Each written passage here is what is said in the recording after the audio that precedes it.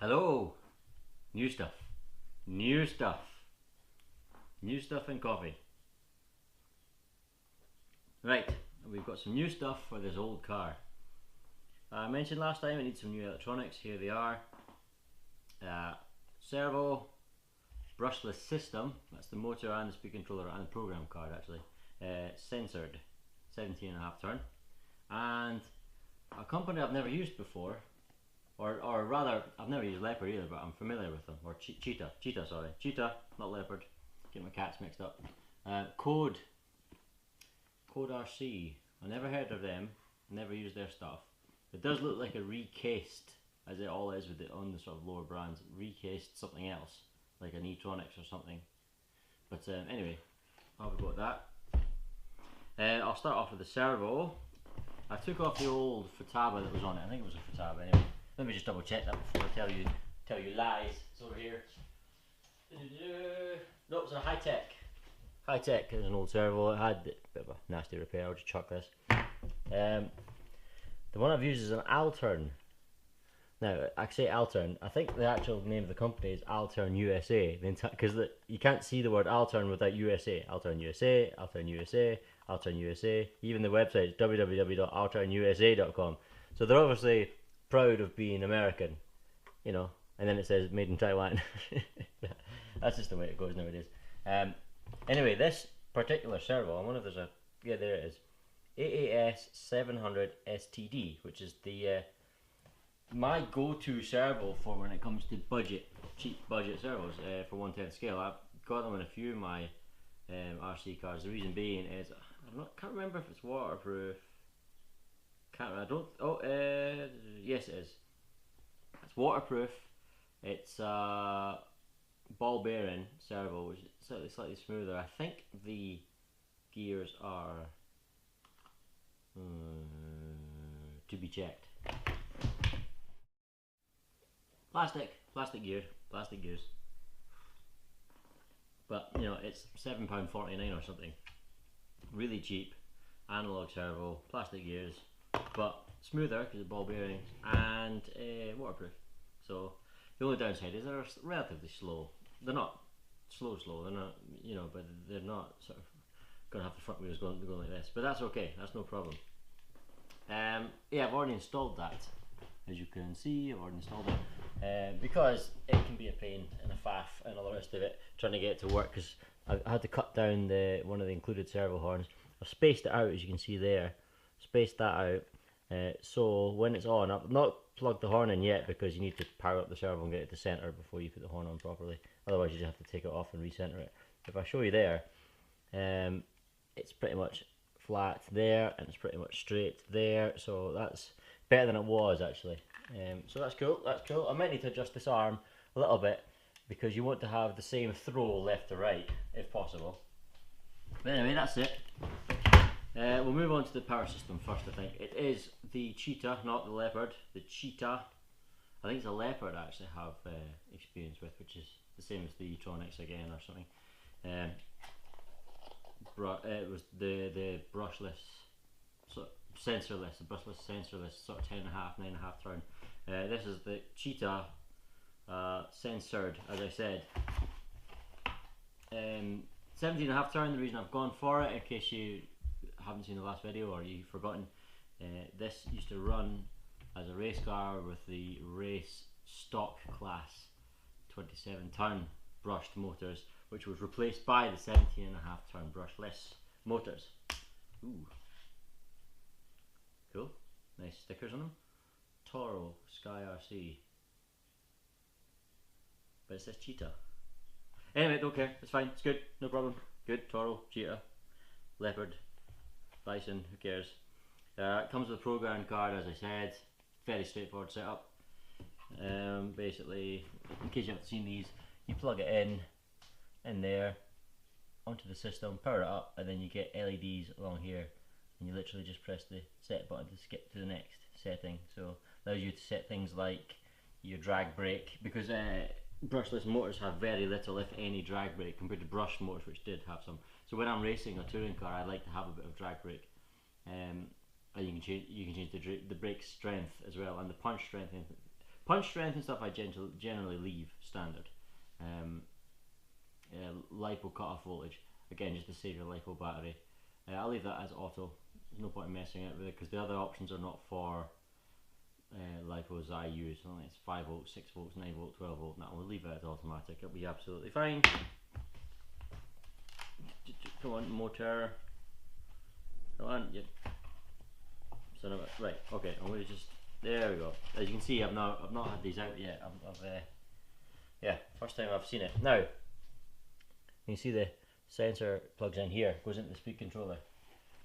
In case you are unfamiliar with why you need to have a sensor, or no, you don't need to have a sensor rather, but why you would choose to spend more, because this was about twice the price of a much faster 9.5 turn system, for example, because it's censored as opposed to sensorless, and I can show you the difference.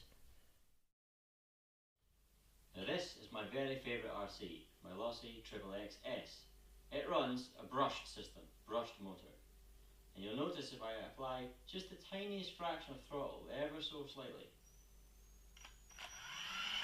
it still moves away smoothly. You can hear this speed controller squealing as it's trying to get something through with the tiniest little input. It still moves off smoothly. That's a brushed motor. Now this is the balls. My Bullline Pro MT. It's using a brushless system that's sensorless. Now if I try and move away with the tiniest little increment of throttle with this, hear that hesitation? It's called cogging. See the cogging? So, it is that cogging, that hesitation, that you're trying to eliminate using a censored brushless system. It's trying to mimic how smooth a brushed system is. Basically, it has a feedback from the motor. Obviously, in normal terms, the speed controller sends the signal to the motor goes, that's it. With this system, it gets fed back to the speed controller, which can then sort of make adjustments. I'm not entirely sure how it works, but that's the basic concept. So you basically just have this extra little cable. There it is, little extra cable, goes from the motor back to the speed controller. Bob's your uncle, complete circuit, you get the feedback.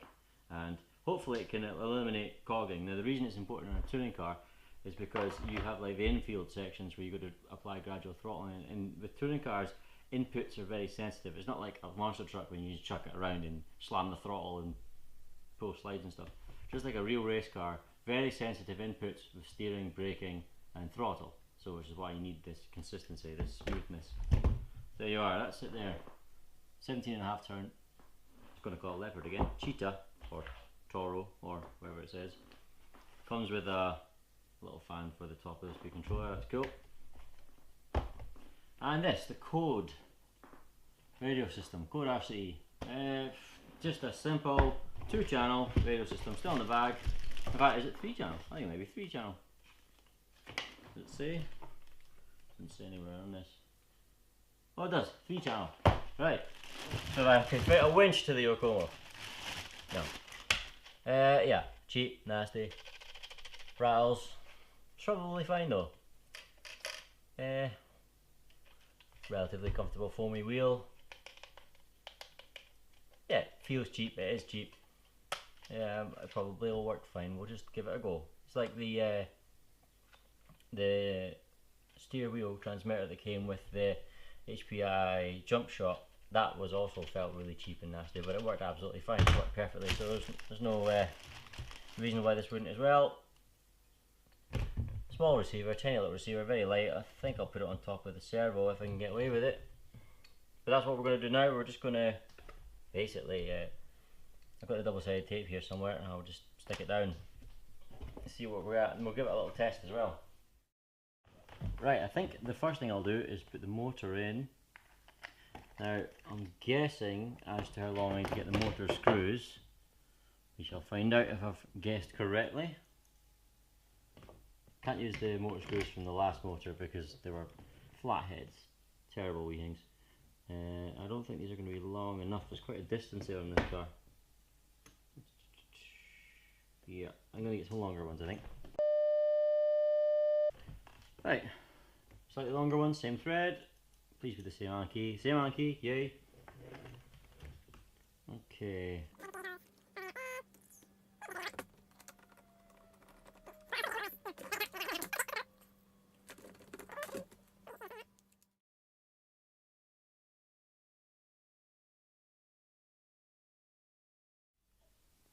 Perfect. Perfecto. Slightly more difficult with a brushless motor compared to a brushed one, because there's no engine braking essentially from the magnets of a brushless motor. So with a brushed one you can sort of wiggle the spur without moving the pinion, because there's resistance in the motor as you spin it. Not with a brushless, there's much less resistance, so it's more difficult to feel it out. But there you are. That's the motor in. Nice. Speed controller beside it. Actually, I think I've got space for the receiver beside that as well, rather than having it up here. Keep everything nice and together. That's cool. That is cool. So that's exactly what I'm going to do. Just double-sided tape, stick it down. Stick this down as well, if I can. Maybe be able to put it on the other side there. Yeah, stick it there. Cool. Right. Cut to doing that, or whatever. Right, there we are. Being relatively neat with the cables. I hope the motor runs the right way, because otherwise I need to switch over two of these 3 motor cables, and it's sure as hell not going to be the orange one. That was a real pain to get in there.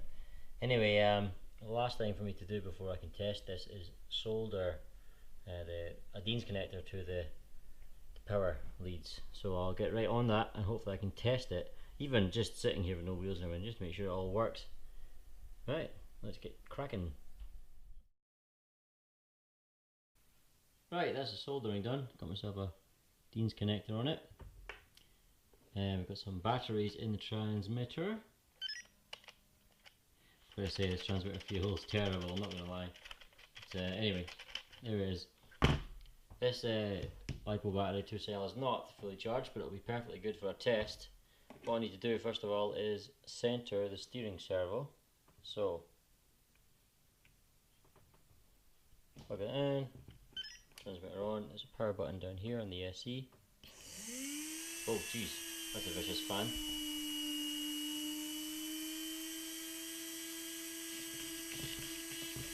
Right.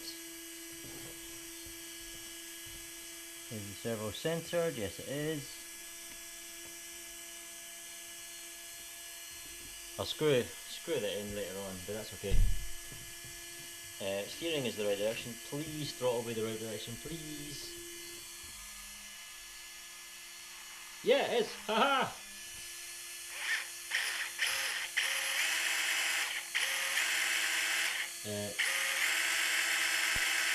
It's like a turbo mode. Sounds like it. Also sounds silly slow.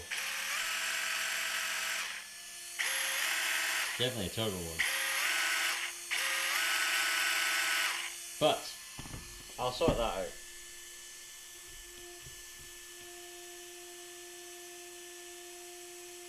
Does this switch off? There we go. Right, I'll sort that speed issue out, and the fact that it's on turbo mode out. We need to turn it to blinky mode, as it's called. And there should be a light blinking on the SE when turbo is disabled. It did sound awfully slow, but we'll wait and see. We'll wait and see.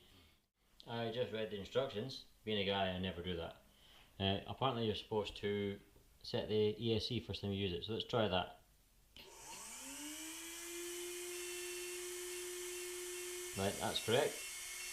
Now I should leave it in throttle and neutral. Press the start button again. That's correct. Pull forward. Start button. Full brake. Start button. Release. Right, that should be calibrated. Still the same. So it's still on turbo mode. So let's turn it off.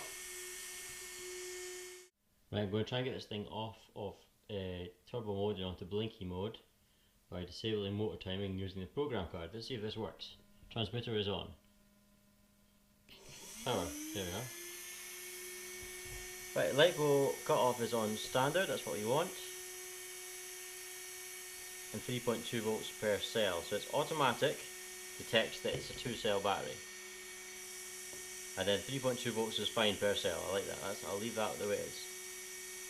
Drag brake, I'm going to turn the drag brake up to maximum, which is 30%.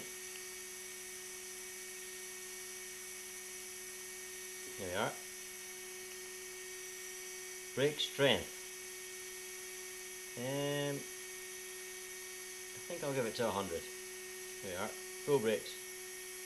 Punch strength standard. Leave that correct. Now this is where you can have brakes only with no reverse. And then the middle one is the standard one where you throttle back to brake and then you release it and then go back again to reverse, which is what the standard is. Now I'll leave it like that. The last one is no reverse at all, which is what I would use if this was my car. Now I was racing, my Lossy doesn't have brakes, but it's not my car, so we'll leave that standard.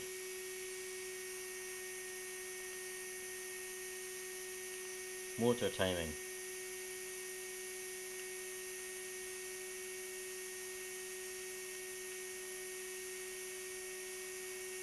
Come on. None. No motor timing, which should turn it onto blinky mode.